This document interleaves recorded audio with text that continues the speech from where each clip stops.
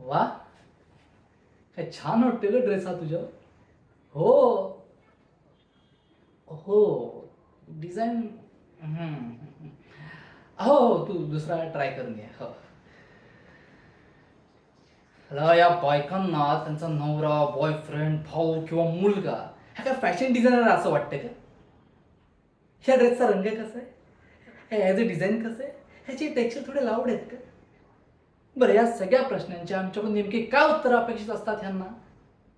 रंग तो खूप छान आहे, पण तुला वाईट दिसतोय, हे असं स्पष्टपणे आपण बोलू शकतो?